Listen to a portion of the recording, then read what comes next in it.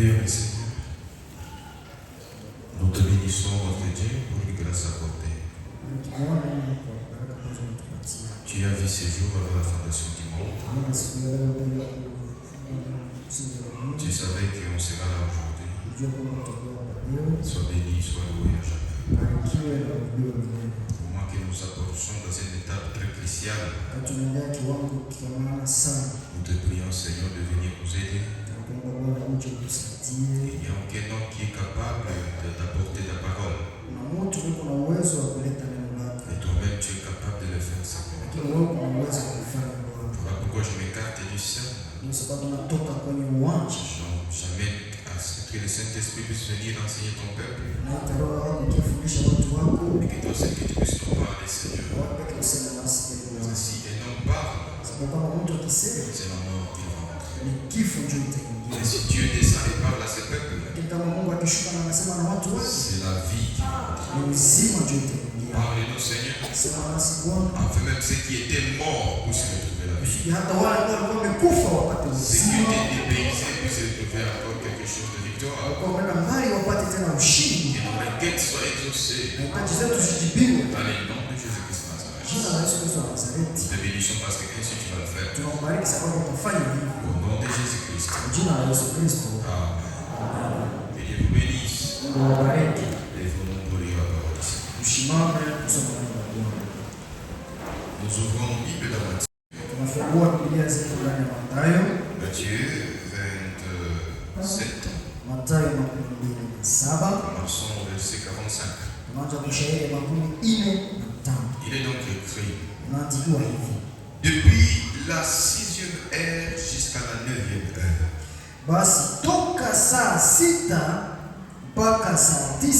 Il y eut des ténèbres toute la terre. Et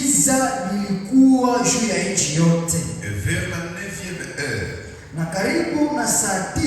Jésus s'écria d'une voix forte: Eli, Eli, Eloi, lama sabakthani. C'est-à-dire, mon Dieu, Mungu wangu, pourquoi m'as-tu abandonné? Amen. Nous pouvons nous asseoir. Applaudissons pour la lecture de la parole de Dieu. Dieu soit le chemin béni. Disons encore merci pour ce temps accordé. C'est un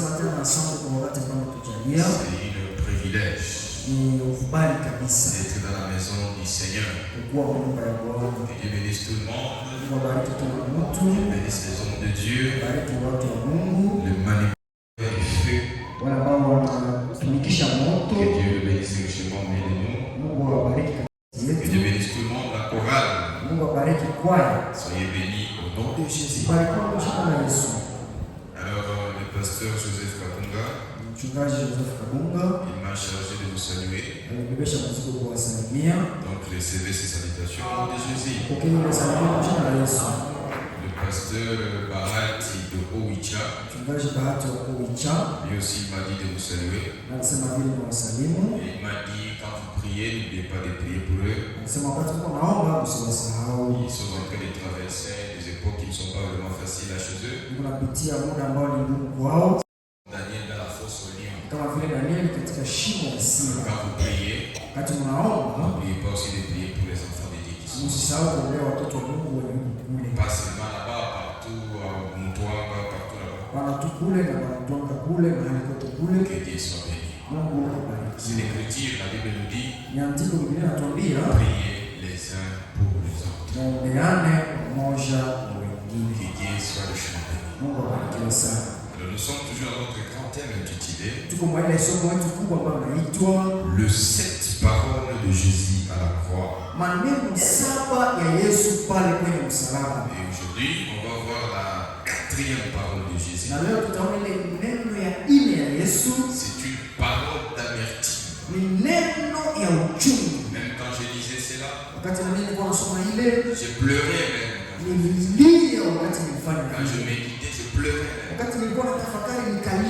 Bible est en train de dire ici, Jésus s'écria d'une voix forte.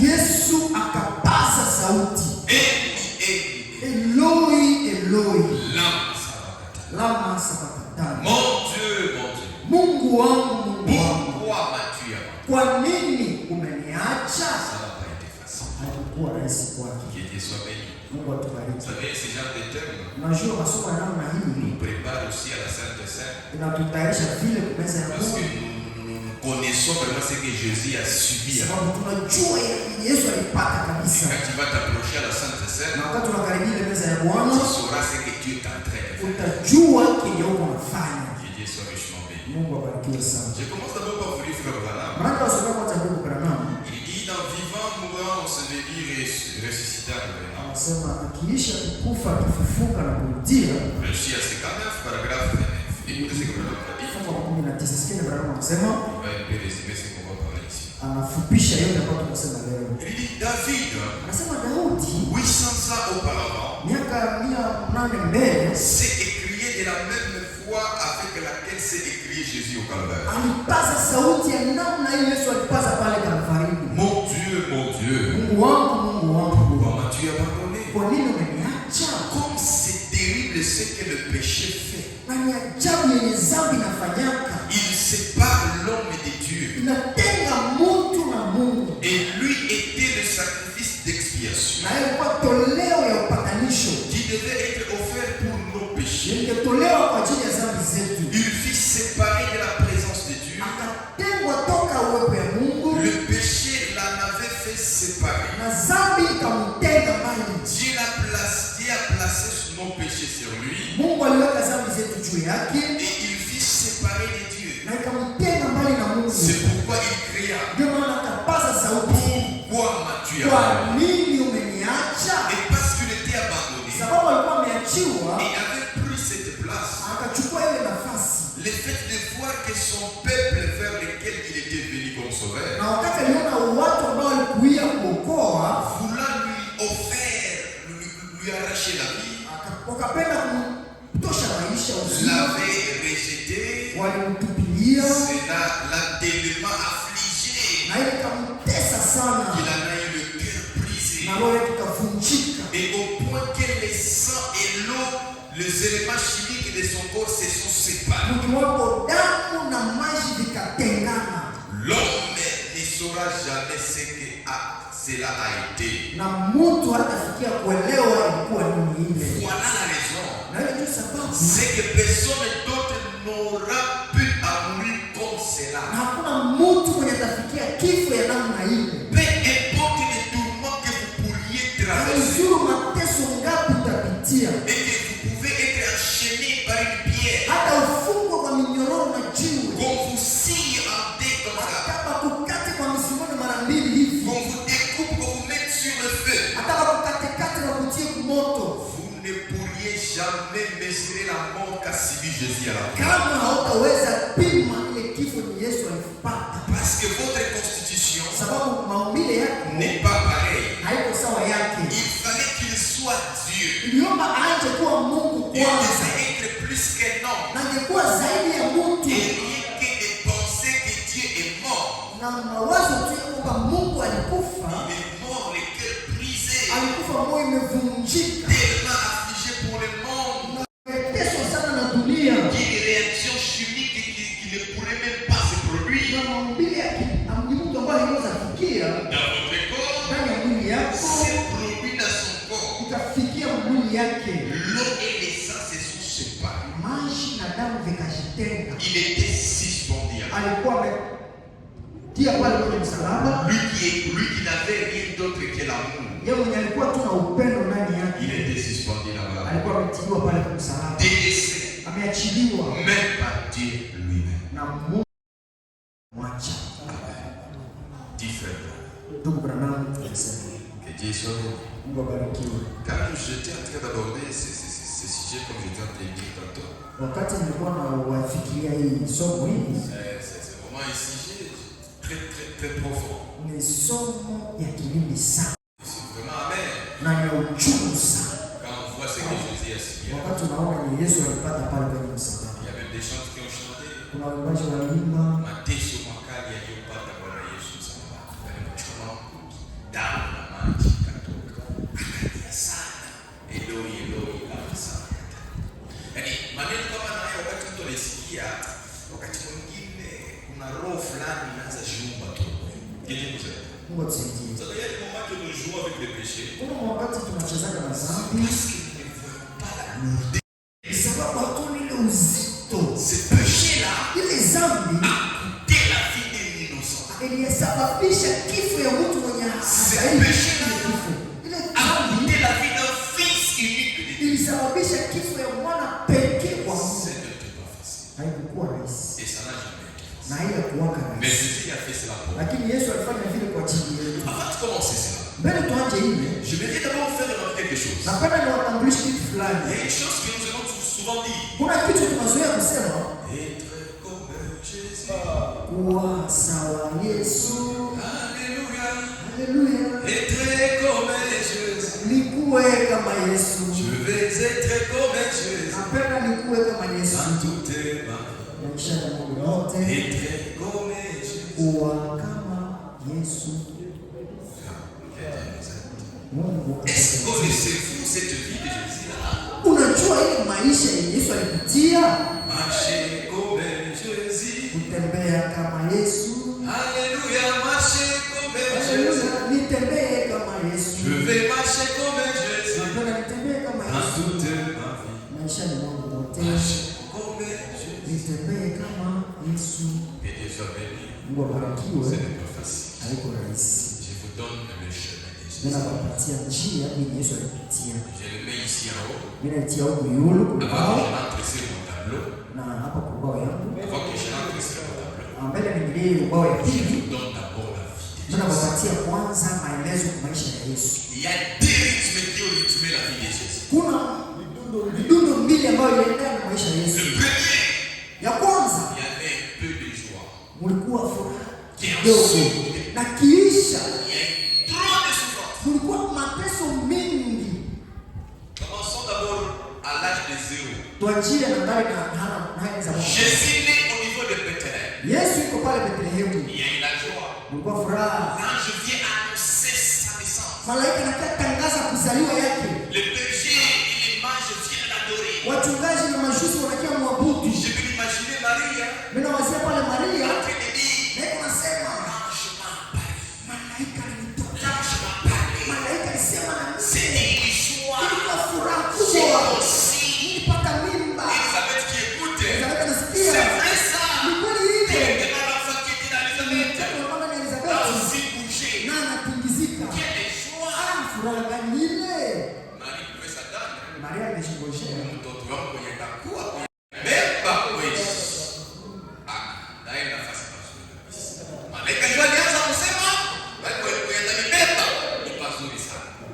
Ilianza na après juste quelques temps de sa naissance. Kisha muda chache kuzaliwa Elle yake. est née dans une mâchoire. Amezaliwa uhori ya Il manyama. n'y a même pas l'hôpital Hakuna hata hospitali qui l'a approché. yenye kumkaribia. Elle est née dans une mâchoire. Anazaliwa uhori. Hérode, Herode après quelques jours kisha après, siku chache il kidogo commence à les chercher. anaanza kumtafutisha Cet enfant-là, ule mtoto il faut le décapiter. kama kumkata kumchinja. Josué et Marie Yoshua na Maria se voilà s'enfuir vers l'Égypte wanakimbia huko Misri avec cet enfant-là qu'ils chérissaient beaucoup. na ule mtoto mwenye walipenda sana. Ukuya yake tu majaribu zinaanza. Sasa nisikia hata mtoto ameona fikira kanisa hili. Kanageza tunaje kwa deplacer na mtoto. Comprenez que la vie de Jésus c'est pas facile. Mweleke maisha ya Yesu ni rahisi. Là nous sommes encore à zéro. Pale kanisa kama mwaka Il a mis 12 ans. anafika miaka 12. Il y a la joie. Mna furaha. Jésus est merveilleux. Yesu ni mwema. Les docteurs de la loi. Walimu wa sheria. Il arrive à l'église comme ça, il prêche en parole. Anafika kanisa ile na ubiri neno. Il fait des 12 ans comme ça. Mtoto miaka 12 hivi. Vraiment, c'est bon enfant. Mtoto Tout mzuri. le monde commence à l'aimer. Kila mtu C'est anampenda. la joie. Ni furaha. Après quelques minutes, Kisha minita kidogo. l'enfant là commence à se perdre. Mtoto anapotea. Ses parents commencent à les chercher. Sasa kwanza mtafutisha 3 jours. siku tatu. Où est Jésus? Yesu yuko wapi? Ashenda wapi? Voilà la vie de Jésus. Maisha ya Yesu njoo hii. Imaginez-vous quand vous avez des donc on a pour sa course. Quand on a plus d'eau, quand on a imaginez-vous ça. Pima wasia hili. À l'âge de 12 ans, Miaka 12 mpaka 13. la vie, sa vie Maisha yake cachée à Nazareth. inafichwa kule Nazareti. Là-bas, il travaille, Kule anatumika, il devient obéissant, anakuwa mtiifu, il prépare l'humiliation. anatayarisha kunyenyekezwa. Paix donnée, Heshima kidogo visible, ya kuonekana malgré sa mission. hata kazi yake Ici, kubwa. il y a un enseignement très puissant que Jésus nous a annoncé. Hapa kuna fundisho kubwa Yesu À atufundisha. l'âge de 12 ans Miaka 12 jusqu'à l'âge de 30 ans, mpaka miaka 13 on ne connaît pas les détails que Jésus a vécu. hatujue maelezo ya maisha ya Yesu. Il reste dans le silence. Anabakia Il mkimya, ne dit rien. aseme Il kitu, ne fait rien. afanye kitu. Après 30 ans, Kisha miaka 13 c'est maintenant qu'on écoute à cause de ndio tunasikia sasa maisha yake. Si c'était les hommes d'aujourd'hui, Kama ingekuwa watu wa leo avec la mission que Jésus a na faite, kazi Yesu alikuwa il nayo, devait appeler tous les caméras de famille. wangeita makamera zote zikuwe kwake. Parlez-moi paix. Tuzungumzie C'est kwa toi Jésus. Yesu. Yesu Tu es du ciel. unatoka mbinguni, Il devait appeler tout le monde. angaika watu wote Se les voir. Exiler sa vie sur les statues. Il a jugé bon de rester. Lakini yeye aliona ni heri abakie mficho. Il y a d'autres choses où il faut rester dans le silence. Ndugu, ile vitu tunapaka kunyamazia. On ne s'exhibe pas, on ne s'exhibe pas. Hapana kuonesha kila kitu. Jésus nous a montré l'exemple. Yesu alionyesha mfano. Toute chose n'est pas bonne à dire. Kila kitu haiko nzuri Toute chose, on kusema. va publier ça sur Haiko Internet. kila kitu tutapiblia Toute chose, on va mtandao. parler par côté. Usisemeseme.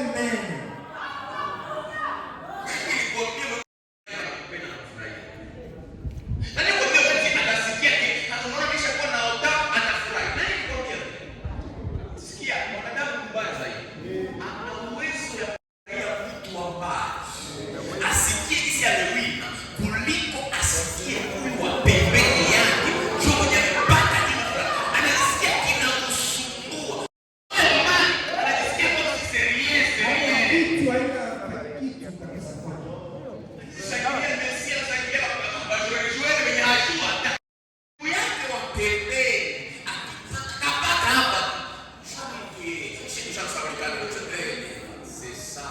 Ule mchongo. Wakati mwingine funga kinywa.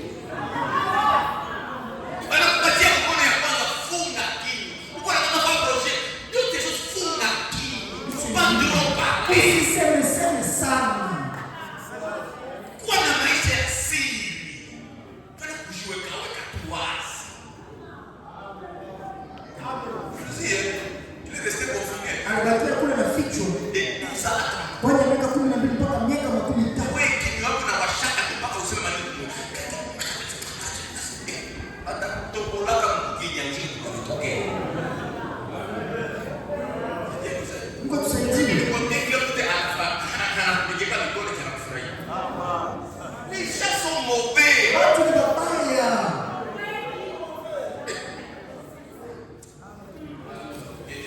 Mungu tusaidie. Jésus nous a donné l'exemple. Il Yesu est resté atupatia ici. mfano. Bakia mkimya Sa kabisa. vie n'était pas vraiment facile. Sema À l'âge de 30 ans, miaka ya 13 il y a eu une joie. kwa furaha Le Père lui-même, baba yeye mwenyewe il a déclaré Dieu au ciel. alisema toka mbingu, Celui-ci est mon fils bien-aimé. huyu ni mwana wangu mpendwa, À qui je mets toute ma confiance. ndani yake natia Le tumaini. Saint-Esprit est venu sur Roho lui. Mtakatifu kafia juu yake. Imaginez un prédicateur Wazia mhubiri en tu, train de prêcher ici. kuna mhubiri Ce hapa, n'est pas un vase qui se lève, hein? haiko chombo tu kinasimama, Mais la foi. sauti tu.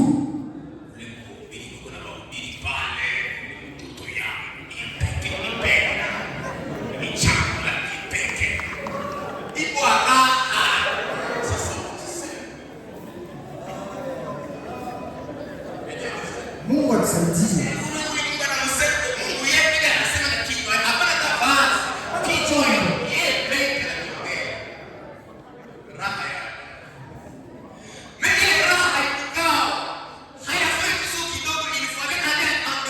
Anaenda mjama siku 14. Mjama siku 14. Pimo na shetani. Mjama iko kule. Anakuwa upweke kule. Mungu anasema nani? Mchangwa.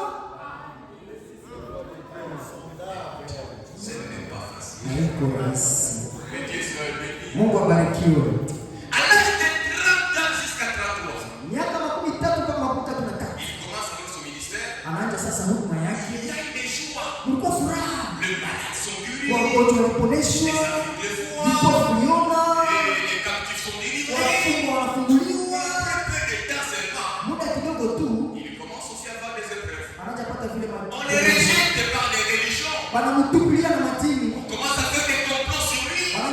chama. Sa famille commence à avoir des incompréhensions avec lui. Chama yake inaanza kupona kutokuelewana naye. Il y a des pleurs, Jésus pleurant devant la tombe de Lazare. Yesu analia kwenye kaburi ya Lazaro. Oh, les jardins de Gethsemane. Kule kwenye Getsemane. Les jardins de Gethsemane.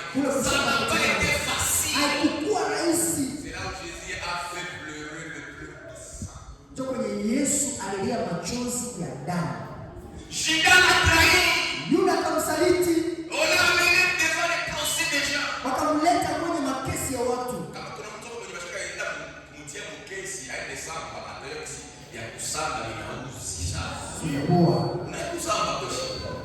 Ukiwa kubebe tu unaenda samba. Kusamba inauzisha. Yesu alipitia nini? Etre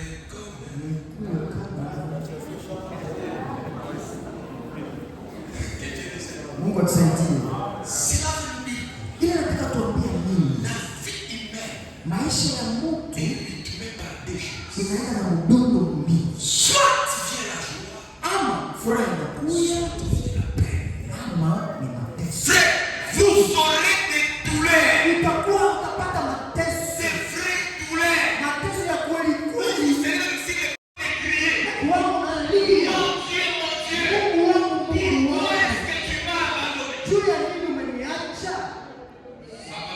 Itakuwa vile. Vous aurez des difficultés. Utakuwa na magumu. C'est ça le chemin. Ile ndio njia. Il n'y a pas de chemin. Hamna njia mbili. C'est l'unique chemin. Ni njia moja Si tu. tu veux passer par là, Kama unataka kupitia ile, la Bible dit, Biblia inasema vous devez décharger de votre propre moi. utabeba msalaba yako mwenyewe na kufuata Yesu. Jaribu sitakuwa mlango. Mwimbaji mmoja kaimba, sitike majaribu, nguvu yako uitike, ukatae, itakuja. Ni kikombe chenye inabidi kunywa. Uitike, kikwe kichungu, kikwe na utaki. Sasa inaambia sitike ita.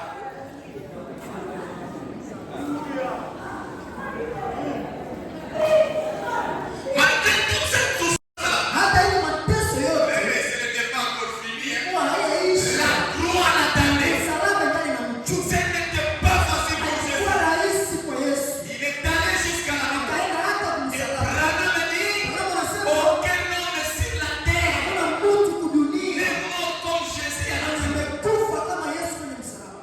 Ok. Hakuna hata mtu mmoja. Branham anasema bakukamate bakukate ka santimetre hata wakati ka santimetre hawezi fikia kifo Yesu alifanya. Ilikuwa kifo ya matata sana. Imagine un homme de 33 ans Mtu wa miaka 33 cloué né à clou. uchi ya nyama kwenye msalaba. Wala vitu vya kadoro watiliaka pale kitu moja hivi kana kitu hawa. Tunakatia kwa adabu kama mimi basi. Après cela, Kisha ile c'est d'abord le matin de Pâques sasa asubuhi ya où Pasaka il a eu la victoire de victoire. pata ushindi ya Il ushindi. est revenu maintenant avec cette Ile sasa ni ile mamlaka. après avoir passé ce chemin. Lakini kiisha kupitiza njia ya msalaba. La Bible dit, Ndio sababu Biblia inasema c'est lui qui vaincra. yule atakayeshinda. La Bible ne veut pas dire Biblia ikisema c'est lui qui va seulement venir chanter, atakuja tu kuimba kuhubiri, kuomba. non, c'est lui Yule qui atakayeshinda va vaincre ce chemin difficile. hii njia ya ngumu. Et avant que Dieu ne puisse ouvrir quelque chose, Na mbele Mungu akufungulie kitu, il y a toujours l'épreuve qui doit faire. majaribu itafika kwanza. Tu veux être béni Unapenda et ubarikiwe puis tu ne veux pas d'épreuve. na haupendi majaribu. Quelle bénédiction sans épreuve? Wewe unatafuta baraka yenye haina mateso ya wapi? Toute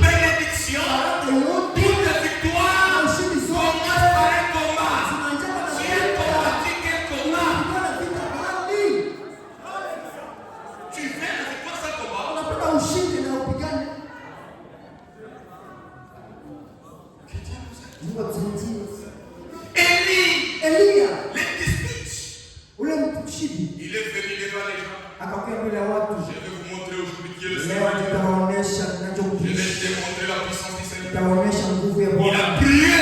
Omba. Le feu est descendu. Mungu kashuka. Et tout le monde, oui, c'est vrai. Il a témoin le prophète. Akaua manabii bali. Quelques jours après, Siku chache tu. une femme, Mwanamke mmoja. une petite femme, Kama mwanamke kidogo hivi. cherchez-moi Élie, cherchez-moi Élie. Unatafutia hiyo. Voilà, il est en train de fuir. Anakimbia. Pendant que c'était lui Na ilikuwa hata qui yeye. a fait descendre le feu. Alishusha moto. Élie, tu fuis encore pour aller où? Sasa Elia unakimbia wapi? La vie des chrétiens, c'est pas facile. Ya Mkristo haiko rahisi. Ce n'est pas facile. Haiko rahisi. Daniel, Danieli le voilà dans les fossoyeurs. ndio ule mshimo. Qu'est-ce que Daniel va aller faire dans Danieli anafanya nini Où mshimo? était Dieu? Où était Dieu? Et Dieu a prié sur le il était où?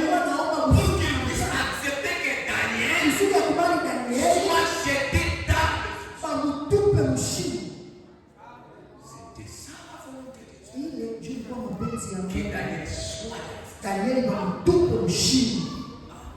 Après la fossoyeur, Kisha c'est maintenant qu'on va élever Daniel. kama anasema Danieli À partir d'aujourd'hui, leo premier était de Daniel. muhimu wote Mungu wa Danieli. La vie des chrétiens. Maisha ya Mkristo haiko rahisi. Les trois Hébreux. Wale Waebrania 3. Pourquoi est-ce que Dieu a laissé qu'il puisse entrer dans le feu Kwa nini Mungu aliachilia aingie kwanza moto? et ensuite est devenu après? Kiishi kwa kimasaidia nyuma. J'aimerais dire à quelqu'un, Nataka niambie Mungu. cette situation-là que tu surmontes aujourd'hui, Ile hali yenyewe ce unapitia n'est leo pas comme la fin de ta vie. hayakuwa mwisho wa maisha yako. Il y a un Dieu qui interviendra Mungu dans anatokea les dunia. premiers moments de ton vie. Pendant que tout est déjà terminé, il viendra à ton secours. Et Branham me dit, Branham anasema c'est vrai, wale Waebrania 3 il n'avait pas l'assurance que Dieu va venir dans le feu. hawakuwa na hakikisho kisa Mungu atatia moto. Il se disait seulement, Alikuwa anasema tu si on va mourir, kama ni kukufa tukufe si on basi. va mourir, Kama hatutakufa Dieu sait le sait. Mungu yeye pekee anajua. Ils sont entrés sans même assurance. Walienda ile na hawana hata hakikisho yoyote. La vie des chrétiens, ce n'est pas. Maisha ya Mkristo haiko ya rahisi. Être comme. Ni kuweka Mungu atusaidie. Voilà ce que je suis donc à subir. Yesu alipitia Ici, sur la terre. hapa kudunia. Voici alors cette parole. Basi neno juu. Mon Dieu, Mungu wangu Mungu. pourquoi m'as-tu abandonné? Kwa nini uniacha? Je commence d'abord par ici. Nina njia hapa. Dieu quitta l'enveloppe humaine. Mungu akaacha ile envelope ya Mungu. Toute la plénitude de Dieu Ile uungu yote ya Mungu demeurait en Jésus. ilikuwa naishi ndani ya Ça, Yesu. c'est Amen. Ile mwamini. Branham me dit, Branham anasema Jésus était 100% homme Yesu alikuwa mtu yeyote et 100% Dieu. na Mungu mzima. Il était en même temps homme, Alikuwa vile Mungu en même temps Dieu. tena Mungu. Pour qu'il ait sacrifice, Kusudi kukuwa toleo il fallait la mort physique. iliomba kukufa ya mwili. Or Dieu en tant qu'esprit, Mungu akiwa roho il ne peut pas mourir. hawezi kufa. Alors il a donné son corps, Ndio Jésus, akaleta mwili yake Yesu en sacrifice à akaipana kama toleo msalaba. Alors qu'est-ce qui se passe maintenant? Basi nini tunapitika pale? Voici mon bon Jésus cloué à la croix. Yesu ndio anapigiwa msumari msalaba. Dieu les quitte Mungu anatoka ndani et yake il se met à part. na anajiweka kando. Branham me dit, Branham anasema Jésus était seul. Yesu alikuwa peke yake pale. Seul et seul. Peke yake kabisa. Et le Jésus à la croix, Na ule Yesu ni msalaba il s'appelle encore péché. anaitwa dhambi Et condamné. na amerudi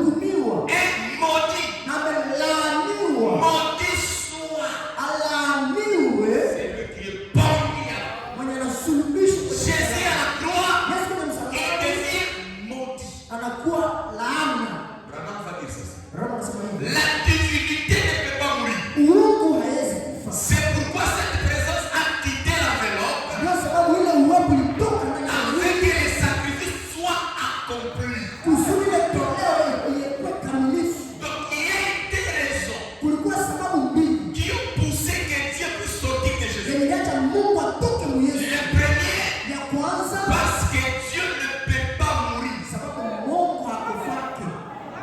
Imaginez-vous Dieu qui meurt. Wazia Mungu mwenye anakufa. Dieu ne peut pas mourir. Mungu hawezi kufa. Alors il fallait qu'il puisse quitter ce Ndio monde. atoke mu ile mwili. La deuxième des choses, Kitu ya pili, Jésus à la croix Yesu kwenye msalaba égale péché du monde. ni kusema yeye ndio dhambi ya Bon, dunia. Dieu avec le péché, Mungu na dhambi il ne cohabite jamais. kamwe hawaishiki mmoja. Sasa yangu hii, kama Mungu aliacha mwana wake wa pekee msalabani, jua aligeuka dhambi. Sasa wewe uko unaishi maisha ya dhambi, mara ngapi angekuacha na wewe? Tuwazie kwa vile vitu kidogo. Anaacha mwana wake wa pekee. Sasa wewe na ile dhambi yako atakuwa tu na wewe. Frère, dhambi inatenga mtu na Mungu. Hata umepakala mafuta, ni dhambi inakutenga siku baada ya siku.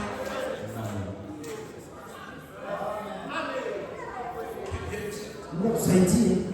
Ici donc, Hapa hivi Jésus supporte seul la condamnation. Yesu anabeba ile hukumu peke yake. Seul. Peke yake. Frère, haïssez le péché. Chukia dhambi. Voilà ce que le péché a coûté. Ona ni dhambi ilisababisha. Jésus qui meurt vraiment comme ça. Yesu anakufa tu hivi.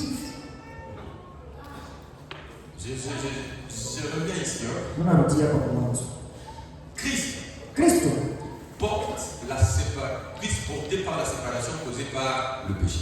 Yesu anabeba na ile kutengwa. Le péché produit toujours une séparation entre Dieu et l'homme. Dhambi kila mara inatengaka Mungu na Voilà Mungu. pourquoi Ésaïe 59 de Isaya 59 ce sont vos crimes qui mettent une séparation entre vous et Dieu.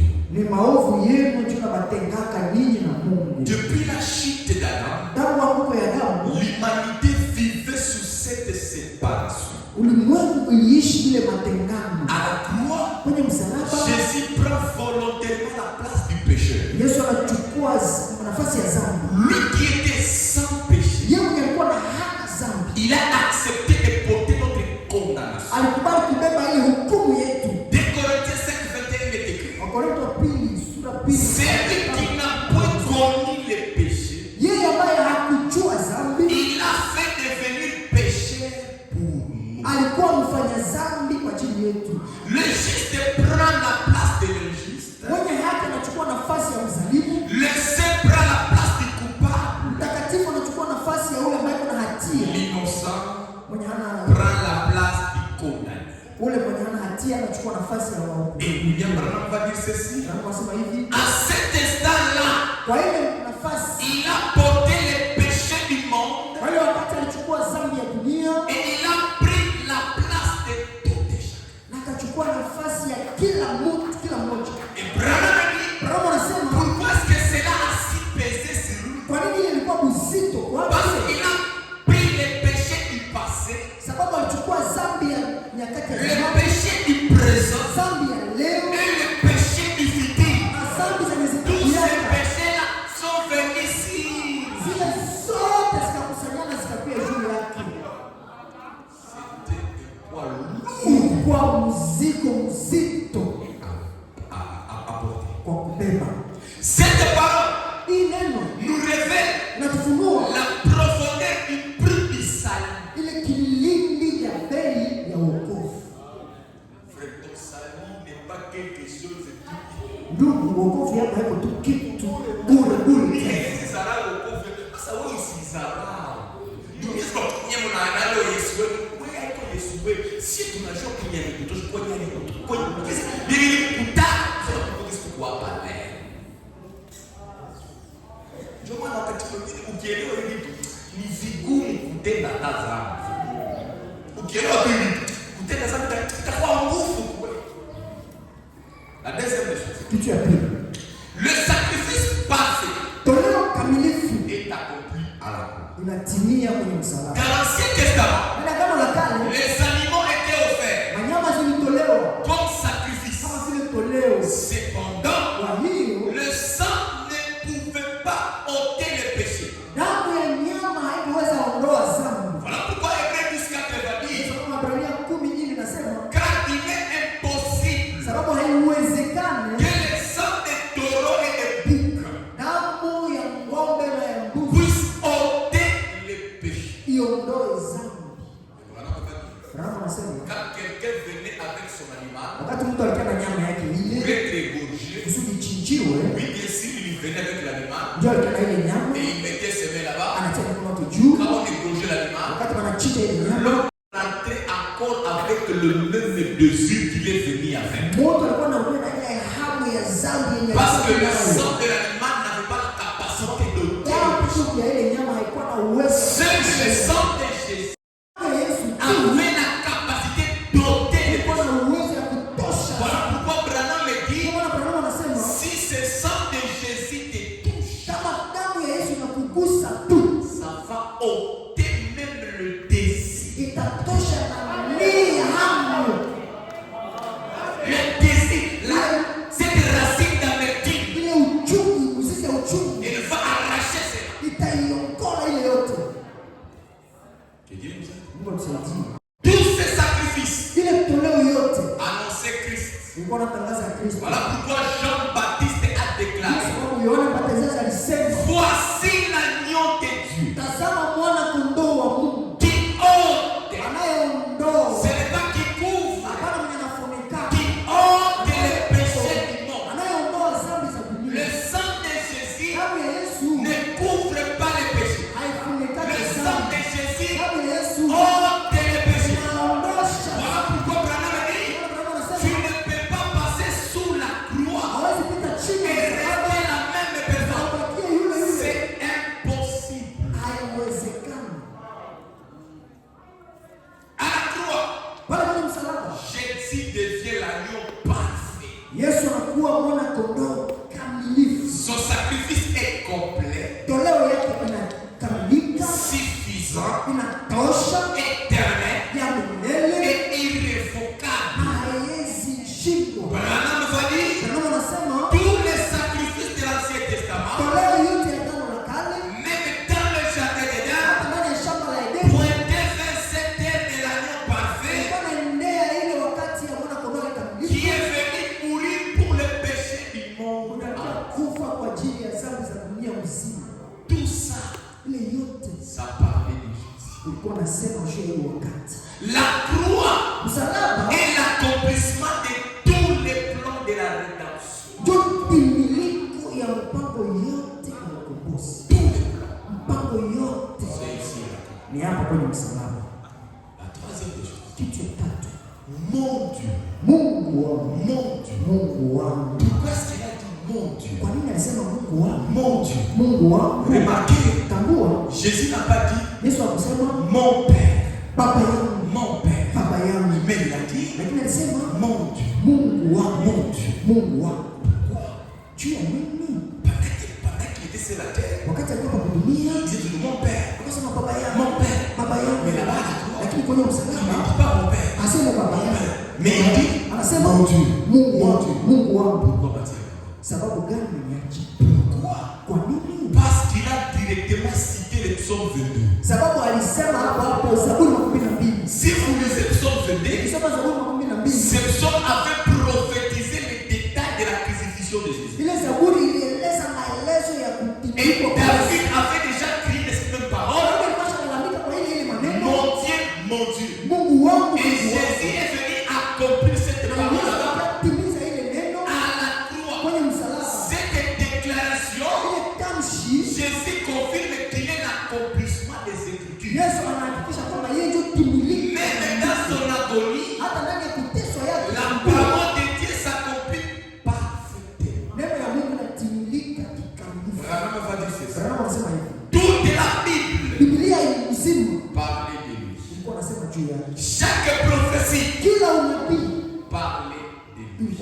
Si vous lisez votre Bible et que vous ne voyez pas Jésus là-bas, vous avez mal lu votre Bible. Revenez encore à la lecture. C'était Jésus qui était parlé. L'accomplissement de toute la parole. Jésus-Christ.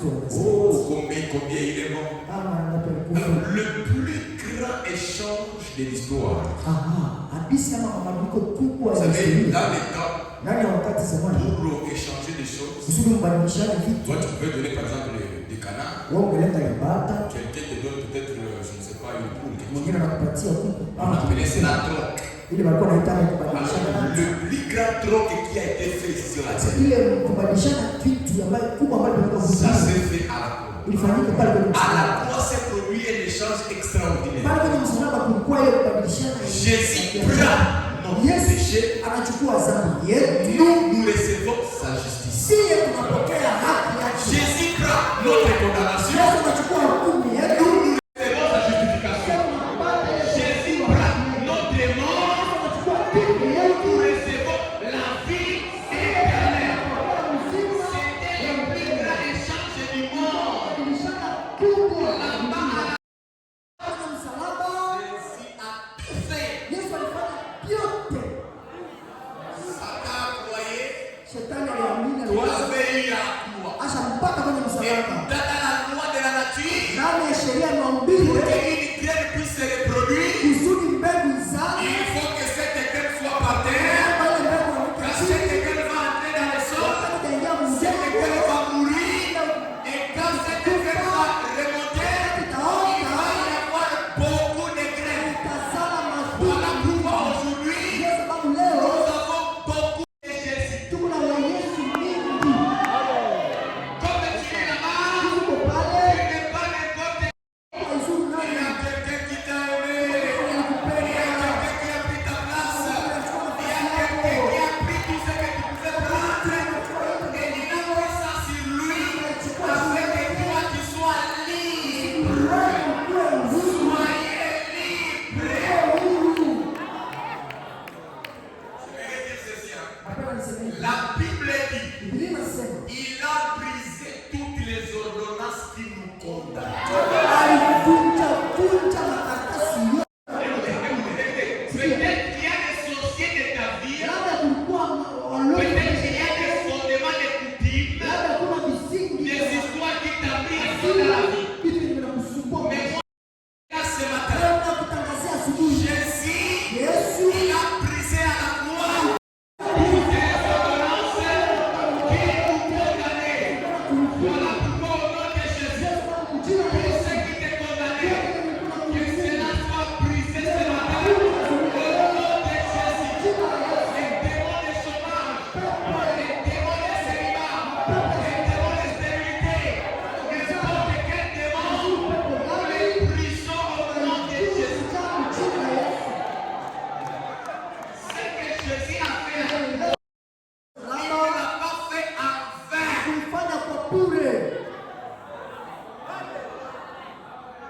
Nous sommes le premier bénéficiaire. Et nous devons jouir de notre privilège.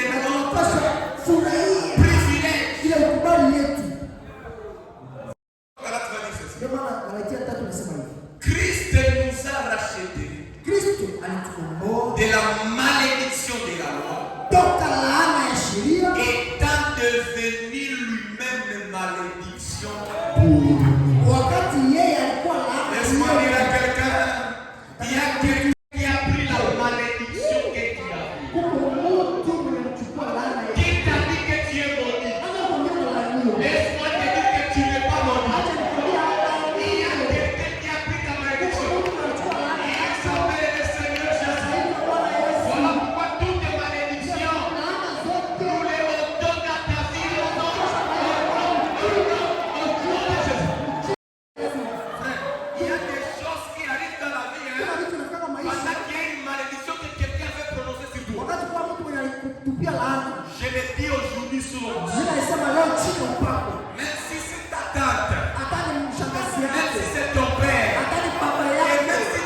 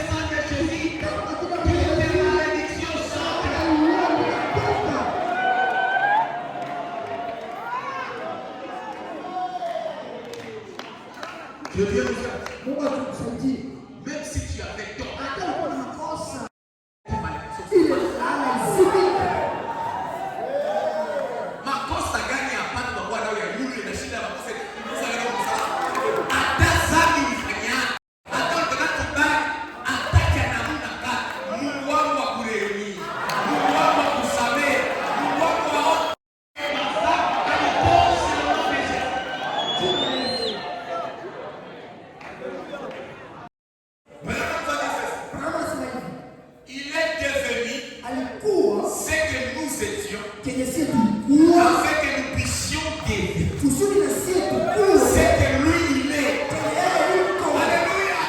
Nous sommes des Jésus aujourd'hui. Sisi leo kwa Yesu. Oh, j'aimerais dire à quelqu'un que les sorciers ne te font pas trembler. Tu es plus fort. Tu es plus fort. Tu es plus fort que les démons, que les sorciers, que Satan lui-même en personne. Il est devenu nous afin que nous puissions devenir lui. Alors dites-moi, quel est le démon de l'enfer? Qui est plus que Jésus? Montrez-moi ce démon-là. Et je vais l'écraser maintenant là. Quel démon? On parle de ce qu'on sait, frère. Voilà pourquoi nous lançons les défis. Que tu sois sorcier, que tu sois magicien, que tu sois marabout, n'importe qui, devant cette puissance, tu vas te mettre par terre. Nous avons reçu la puissance qui est au-dessus de toute puissance qui se trouve ici-bas. Alléluia. C'est fort. Tu n'es pas faible, tu es fort. Viens ne t'intimide pas. Nous lançons les défis au nom de Jésus. Et nous connaissons cet homme de Galilée. Il est fort, et il est très, très, très fort. Alléluia. Oh Jésus, la Bible déclare, tout genou fléchiront quand on parlera du nom de Jésus. Écoutez, les genoux vont fléchir là-bas au ciel, sur la terre et sous la terre. Tu es plus puissant que tu ne peux l'imaginer.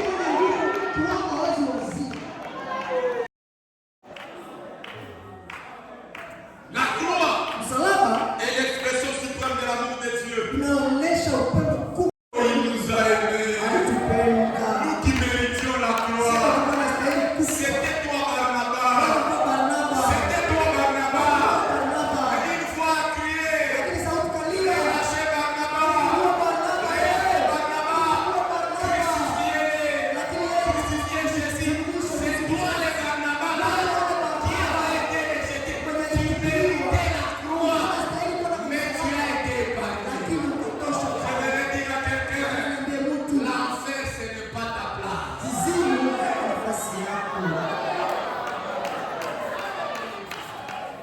Même si on te prend là, on te jette à l'enfer. L'enfer est le même. Tu n'es pas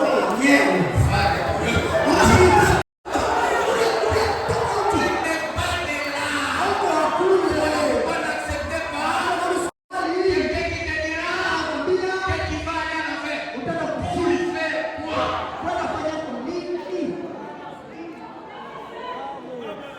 L'enfer, ce n'est pas notre place. Il y a quelqu'un qui a pris notre place. Avant de terminer, écoutez ceci. Pour être applicable dans l'église d'aujourd'hui, cette quatrième parole de Jésus nous enseigne des réalités plus importantes. La première des choses, nous enseigne à comprendre la gravité du péché. Quand nous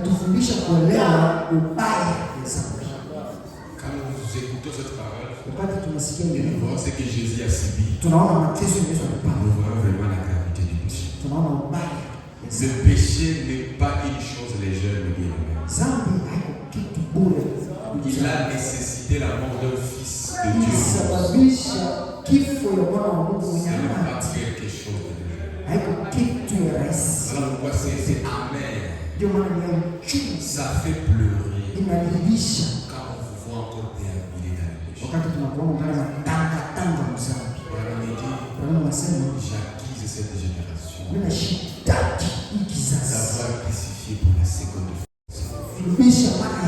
Bwana wetu. Quand vous écoutez ceci, Wakati unasikia hizi, s'il vous plaît, bien-aimés, tafadhali upendo, soyez respectueux. kuna heshima, Vivez la parole. ishi neno. Jésus a payé tout ça pour rien. Yesu alilipa hili yote bure tu. Le péché est grave. Zambi ni mbaya kabisa, Évitez ça. iepuke. La deuxième chose, Kitu ya pili, cela nous apprend les cieux le prix d'Israël. ili natufundisha kuona mara ngapi bei Après ça, ya wokovu. oui, il faut regardez ce que Jésus a dit. Angalia Yesu alipata Juste pour vous. kwa ajili yako tu, Juste pour vous. kwa ajili yako tu. Regardez un peu. Ona tu kidogo. Na unasema Quand on écoute ce genre de choses, wakati unasikia vitu kama hivi, mara nyingi machozi yanashuka kwenye machafu yako. Seigneur, c'est Bwana, moi qui devrais mériter ça. mimi ndio nilistahili vyote, Et tu as pris une place. lakini ukachukua nafasi. Regardez cet amour. Angalia ile upendo, angalia ile upendo. Ton père, Ule baba yako il ne peut même pas accepter de prendre une place. hawezi hata kupata nafasi yako hapa. Si tu pars voler là, Ukienda iba kule tu et on t'attrape. wanakushika, On vient te présenter c'est ton père. wanakuonyesha kwa baba yako. C'est toi le fils de celui-ci. Wote kama si yule mtoto mimi, Mais il y a un père. lakini kuko baba wa mzima. Tu étais ivrogne. Ulikuwa mlevi, Tu étais fumeur de chambre. ulikuwa unavuta bangi, Tu étais brigand. ulikuwa Tu jambazi étais voleur. na mwizi, Oui, il y a quelqu'un qui t'a. lakini kulikuwa mtu anakupenda, Il est venu, il a pris ta place. akakuwa anachukua nafasi yako. Regardez ce plus grand prix. Ona ile upendo, Après ça, furahia ile, furahia ile, furahia ile.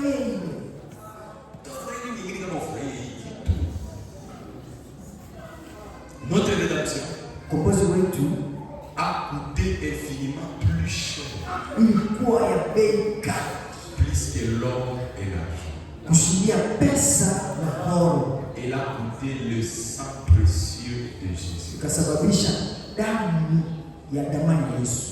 La troisième des choses, Kitu ya tatu, cette parole nous enseigne hii neno natufundisha à vivre dans la reconnaissance. kuishi ndani ya kushukuru. Les croyants Waamini ne doivent jamais considérer la grâce comme une chose ordinaire. hawezi ona tu neema kama kitu ya kawaida. Grâce, la grâce. Neema, neema. Si le monde peut le considérer, mais pas tout le monde. Kama mwingine sio vile, wewe hapana. Cette grâce-là, Hii neema il y a un prix à payer pour l'avoir. kuna bei ilipiwa juu upate ile neema. Et ensuite, Kisha je vous conjure, unaagiza rejetez le péché. mtupe mbali dhambi, Puisque Christ a tant souffert sababu Kristo aliteseka pour sana nos kwa péchés, ajili ya dhambi zetu. nous devons nous éloigner du mal. Tunapaswa jiepusha na mabaya.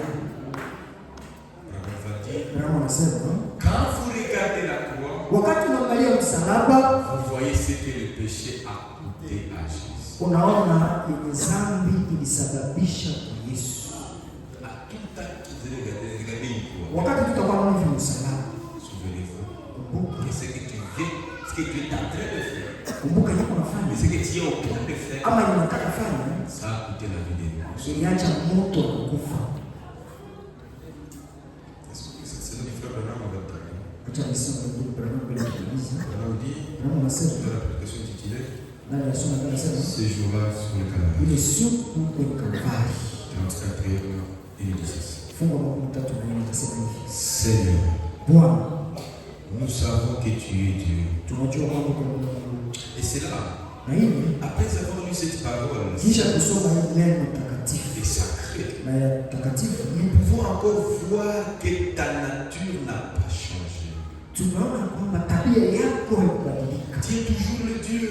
uko ule ule Mungu. Et il semble que Jésus n'allait recevoir aucun secours ces jours-là. Na unaona kwamba Yesu hakupokea msaada yoyote Il misiku, était tombé aux mains des impies. alianguka ndani ya mikono ya waovu Et on l'avait mis en pièces. na wakamchana On chana, lui avait craché au visage. wakamtemea mate kwenye On sura, s'est moqué de lui. wakamzia Et il était suspendu à la croix, na akasulubishwa kwenye msalaba, ensanglanté, mourant. damu kufuya amekufa. Il semblait qu'il avait aucun secours. Na ilionekana kwamba hakukuwa na msaada De yoyote. nulle part. Na hakuna Au nafasi. point qu'il s'est même crié. Kiwango akalia, Mon Dieu, Mungu wangu, mon Dieu, Mungu wangu, pourquoi m'as-tu abandonné? kwa nini uniacha?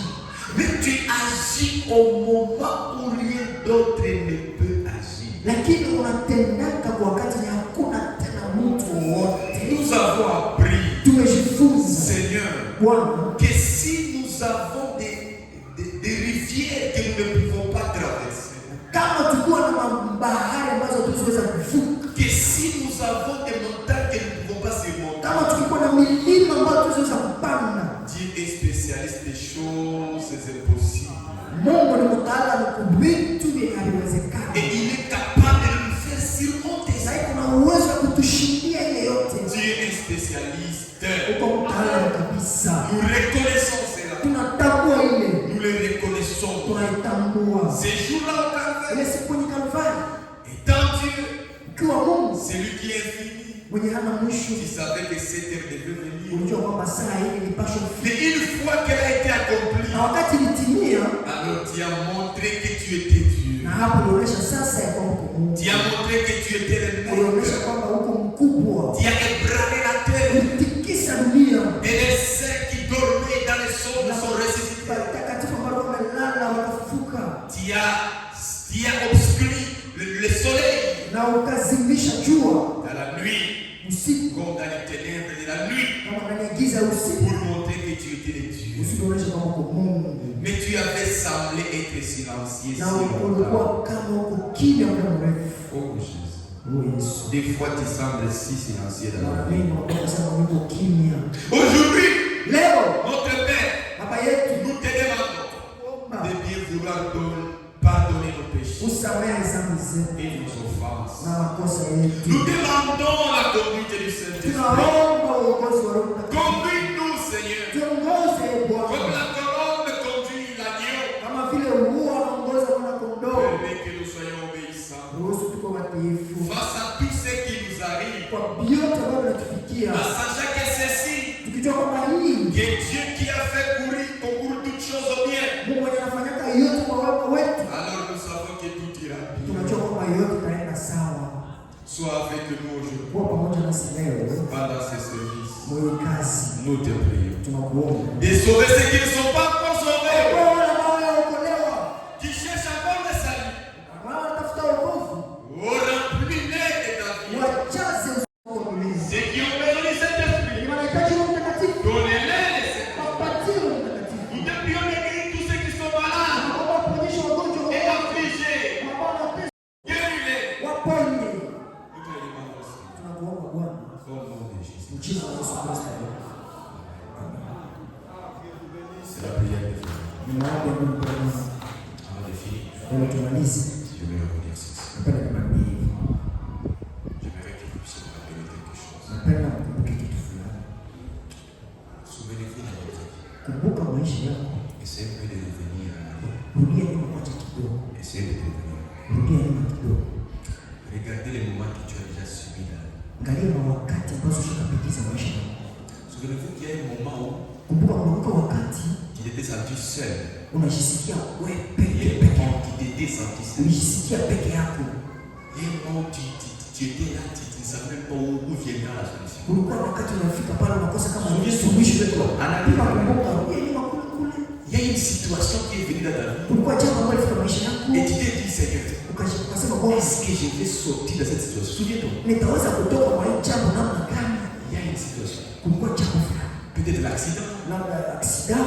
peut-être je ne sais pas quoi. Souviens-toi, Kumbuka kwanza. il y a quelque chose que tu as déjà vu dans ton passé. Kulikuwa kitu chakaishi wakati yako ya kupita. Mais rappelle-toi, Kumbuka il y a une main invisible kulikuwa mkono inaonekana. qui est venue. Habari kule. Souviens-toi, Pima kumbuka tu. cette main invisible Ile là, mkono inaonekana. là où tu voyais l'impossible, Kulikuwa na haitawezekana. cette main t'a tiré à pied. Ile kuna Je vais te dire ceci, cette main est en moi. ile mkono inaonekana. Elle est capable encore aujourd'hui Kuna uwezo hata leo. de tirer la situation difficile Jambo ni ngumu. que tu vis maintenant. Maisha hata sasa Parce hivi. que notre Dieu, il est le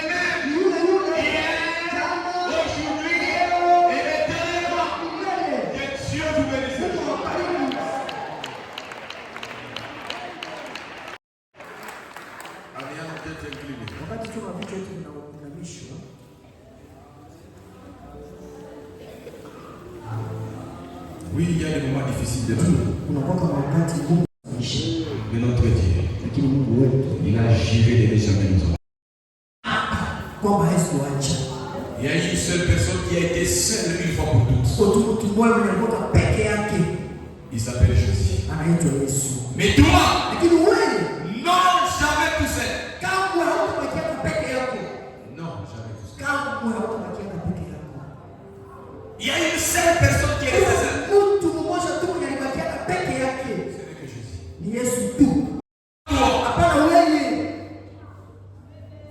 Dieu est à côté de toi.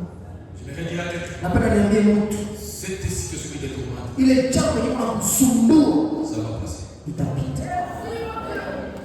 Tout va bien. Yote inaenda sawa. N'ayez pas peur. Usiogope.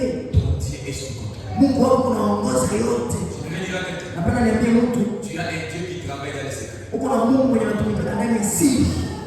Tu ne peux pas le voir peut-être. Hawezi muona labda, Mais le temps de travailler. lakini kunafanya kazi. Je vais dire à quelqu'un. Napenda niambie mtu, Cette prédication de jour ile mahubiri ya leo a travaillé des choses dans ta vie. imefanya vitu maisha yako Et tu vas le voir. na utaviona, Tu vas le voir. utaviona kabisa. Tu n'es pas seul. Hauko peke yako. Non, jamais. Hapana, hautabakia peke yako. L'esprit me dit de venir ici. Roho ananiambia nikwambie hivi. S'il y a quelqu'un ici, Uko mtu qui a des problèmes difficiles ici, mwenye kuna shida ngumu maisha yake. qui pense que c'est vraiment compliqué. Niko nawaza kama haitawezekana Je ne kabisa. sais pas ce problème. Sijui ni shida. Mais Dieu connaît ce problème. Mungu anajua ni shida yako. Lève ton ortie. Simama kwenye huku. Avance sur le cœur. Songa mbele kwenye madhabahu. Quel que soit le problème, Haizuru shida gani. lève ton ortie. Simama pia kwenye madhabahu. Je connais Dieu. Najua Mungu Il est capable de tout. iko na uwezo ya vyote. Si tu ne peux pas même venir ici, là, tu te mets à imaginer. Kwenye huko pale pika wakati kama uwezo kuweza kufika. Si tu as un problème, Kama kuna shida, une difficulté, shida kubwa. oh, je connais Dieu. Najua Mungu Il est capable de résoudre ce défi. kuna uwezo ya kutatua ile shida. Je le connais. Namjua kabisa. Je le connais. Namjua. Et je vais te rassurer. Napenda nikuhakikishie Tu vas sortir ici utatoka hapa avec une réponse na jibu à cette prière. kwa ile maombi. Tu vas le témoigner. Utashuhudia.